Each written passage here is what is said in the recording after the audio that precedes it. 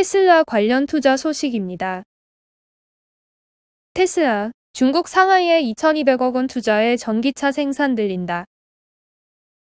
테슬라가 중국 상하이 공장에 최대 12억 위안을 투입해 전기차 생산 능력을 확충할 계획이라고 북경일보가 보도했다.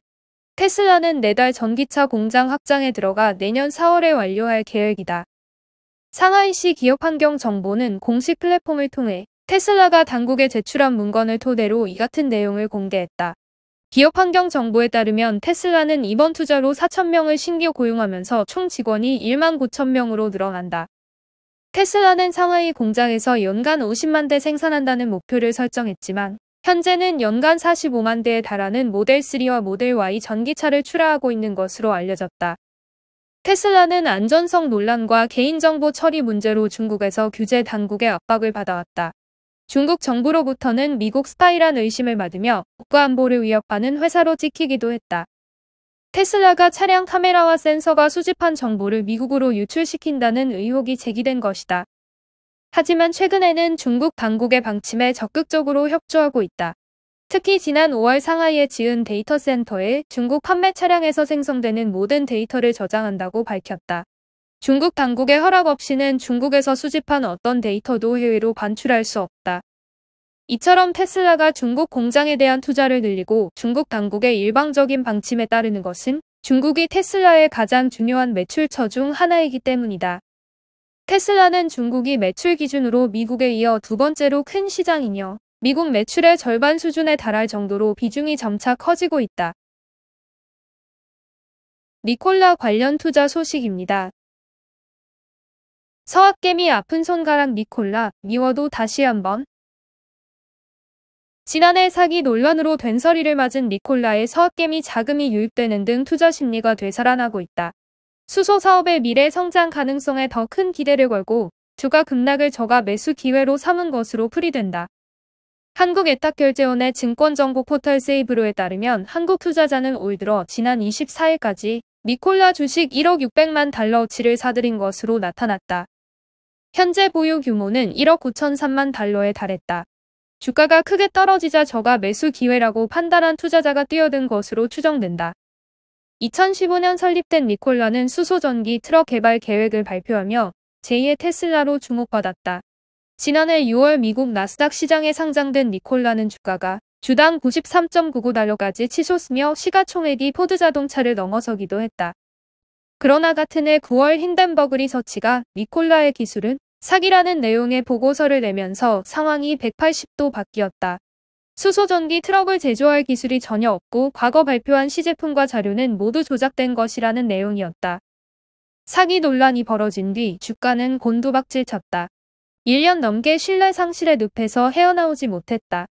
이 여파로 창업자인 트레버 밀턴 이사회 의장이 사임했고 회사는 미 증권거래위원회로부터 조사를 받고 있다.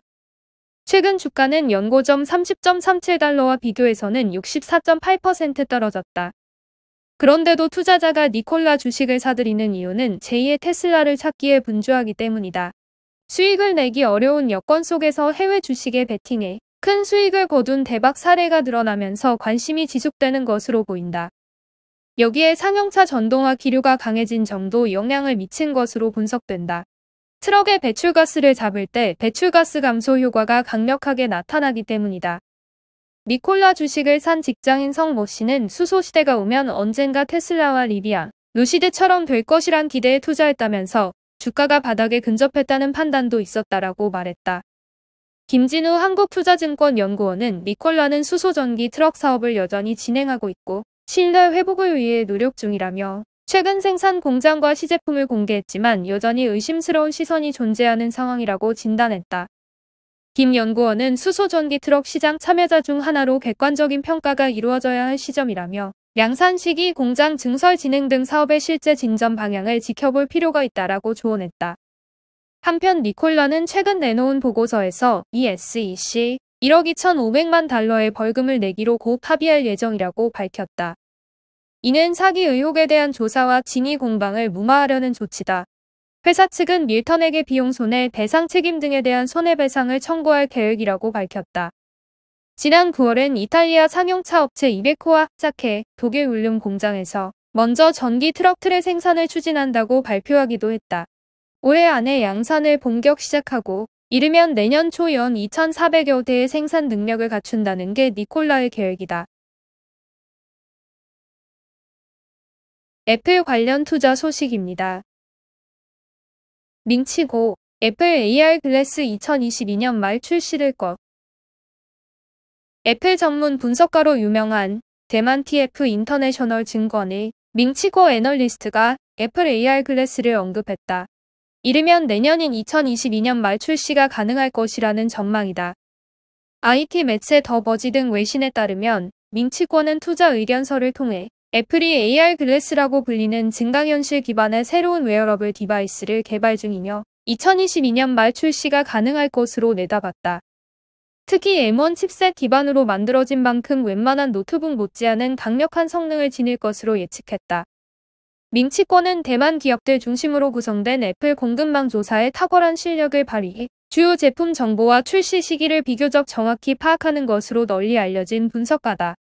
이번 AR 웨어러블 기기 출시 시기에 대한 언급 역시 애플 공급망 관련 정보에 따른 것으로 파악된다. 밍치권은 애플의 새로운 웨어러블 기기가 아이폰이나 맥과 연결하지 않고 독립적인 작동이 가능한 제품일 것으로 예상했다. 강력한 그래픽 처리 기능을 탑재해 3D 가상현실 공간을 자체적으로 구현함으로써 컴퓨팅 활용 능력을 확장할 것이라고 분석했다. 다만 아이폰이나 애플워치와 같이 사용할 경우 더 큰 활용력을 발휘할 것이라고 설명했다. 밍치권은 또한 애플의 미래가 증강현실의 성공에 연결돼 있다고 강조했다. 애플의 주요 목표 중 하나는 10년 안에 아이폰을 AR 글래스로 대체하는 것이다. 2030년 이후 애플은 AR 글래스 수요를 10억 대 가량으로 예측하고 있다고 그는 언급했다. 니오 관련 투자 소식입니다. 니오셀, 중국 유럽 충전소 시장 공략 맞손. 중국의 테슬라로 불리는 전기차 제조사 니오가 세계 최대의 에너지 기업 중 하나인 쉘그룹과 손잡고 전기차 충전소 사업 확장에 나선다. 니오와 쉘그룹은 전략적 제휴 협약을 맺고 글로벌 시장을 대상으로 전기차 충전소 사업에 협력기로 했다. 양사는 이번 협약을 통해 중국과 유럽 전역에 공동 브랜드를 가진 전기차 충전소를 보급할 계획이다. 전기차와 충전 설비는 니오가, 충전소 인프라 확보는 쉘이 맡는 형식이다. 급속 충전뿐만 아니라 배터리 교환용 충전 설비도 포함된다는 점이 기존 전기차 충전소와 차이점이다. 우선 유럽 시장에 100개소 이상의 전기차 충전소를 확보할 계획이다.